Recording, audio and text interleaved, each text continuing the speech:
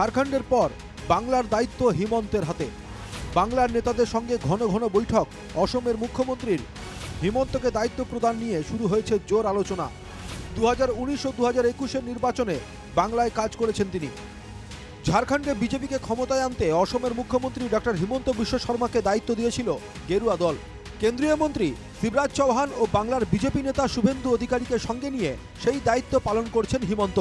গত কয়েক মাসে একের পর এক সভা রোড শো করে ঝাড়খণ্ড বিজেপিতে নতুন করে প্রাণ সঞ্চার করেছেন অসমের মুখ্যমন্ত্রী। ঝাড়খণ্ডে নির্বাচনী প্রচারে হিমন্ত বিশ্ব শর্মার উগ্র সাম্প্রদায়িক মন্তব্যে দেশ জুড়ে প্রতিক্রিয়া হয়। हम हारेगा ना, ये पीताम्बर नीलाम्बर सिद्धू कानू भगवान बिरसा मुंडा का भूमि इरफान आंसारी आलमगीर आलम लूट लेगा। 2026 বাংলায় বিধানসভা নির্বাচন, তাই রাজনৈতিক ও প্রশাসনিক কাজে সিদ্ধহস্ত হিমন্ত বিশ্ব শর্মাকে দেওয়া হতে পারে বাংলার অতিরিক্ত দায়িত্ব। বিষয়টি নিয়ে দলের অভ্যন্তরে শুরু হয়েছে আলোচনা। বাংলায় আগেও প্রচার করেছেন হিমন্ত। 2022 সালে উপরাষ্ট্রপতি নির্বাচনে হিমন্তের ভূমিকা নিয়ে হয়েছিল আলোচনা। জগদীপ ধনকরের উপরাষ্ট্রপতির প্রার্থিত্ব নিয়ে বিরোধিতা করেছিলেন মমতা। দার্জিলিংয়ে হিমন্তের মধ্যস্থতায় বরফ গলে মমতা ও ধনখড়ের মধ্যে। এরপরই উপনির্বাচনে কৌশলী ভূমিকায় অবতীর্ণ হয় মমতার দল।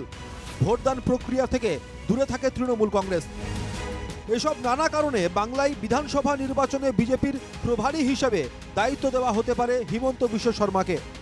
हिंदू भारत बनाया है और आगे जाके भी हिंदू ही भारत को विश्व गुरु बनाएगा। বাংলায় ভালো ফলাফলের জন্য বিজেপি সবসময় ভরসা করেছে কেন্দ্রীয় নেতৃত্বের ওপর। 2019 সালে দায়িত্বে ছিলেন কৈলাশ বিজয়বর্গীয়।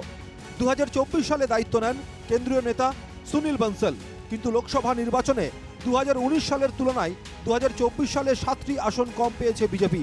তাই সুনীল বনসলকে দায়িত্ব থেকে অপসারিত করা হতে পারে।